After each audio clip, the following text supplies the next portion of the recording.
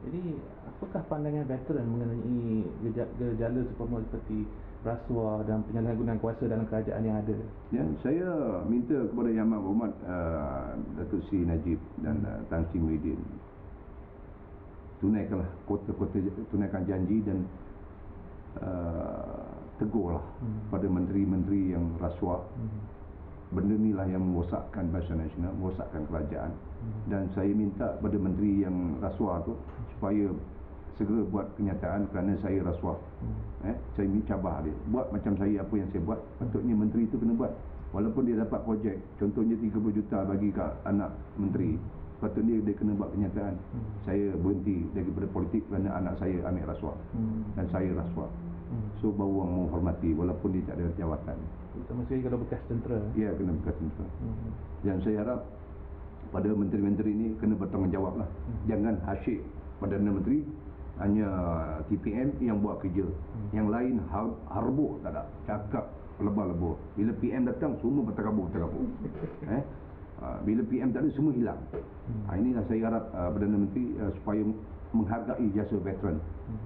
Dan kami boleh menjadi telinga dan mata kepada kerajaan untuk meneguh benda yang salah, benda yang baik. Dan saya harap rakyat hari ini tidak bodoh dan rakyat hari ini celik dengan IT. Rakyat akan tahu you bersalah dan you makan rasuah.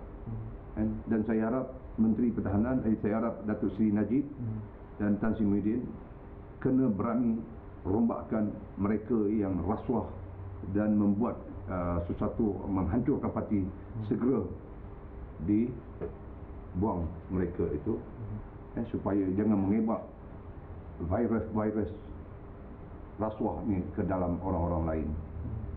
Tegas dan kotakan janji hapuskan rasuah.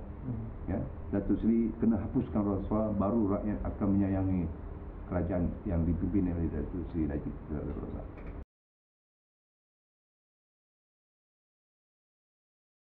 Kita lihat ada pihak mengatakan Datin Rosmah, Datin Rosmah cincin 24 juta apa sini. You jangan tanya dia, kerana Datin Seri Rosmah telah membawa berbagai kemajuan dalam negara ini. Beliau pergi ke luar negara, kamu tak tahu apa dia buat. Dia balik ke dalam negara, dia bawa satu acuan baru untuk pemikiran rakyat Malaysia berubah kepada anak-anak Melayu, kepada anak-anak bangsa One Malaysia ini maju ke hadapan. Program pemata. Yes. Dan berbagai kita berterima kasih kepada Yang Amat Berhormat Perdana Menteri dan isteri beliau yang juga berturun berjumpa rakyat. Kalau saya rasa kalau Siti kahwin dengan Datuk pun, Siti mesti duduk salon ya. Ni program politik apa Siti nak pergi, betul? Panas dengan orang maki, orang hamun laki you, betul tak? Tapi Datuk Seri berdua ni, Datuk Seri adalah orang yang dia punya pemikiran begitu tajam dan teruji, walaupun diuji pahit dan manis beliau telah bersama.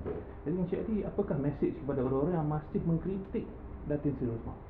Saya minta beliau hentikanlah tuduhan-tuduhan yang boleh menyakitkan hati pembaca orang lain. Bagi saya Datin Seri Rosmah tidak mengambil berat hal-hal itu. Beliau terus ke hadapan. Dan bagi pihak kami veteran, kami menyuruh kepada beliau, buatlah kerja masing-masing. Jangan menyakiti hati orang lain. Jangan memburuk sangka orang lain. Tetapi kadang-kadang kita tak tahu apa yang berlaku sebenarnya dan dibawa baik. Biasalah rakyat, biasalah dunia ini. Buat baik 100 kali, tersilap sekali dia kata kita tak betul.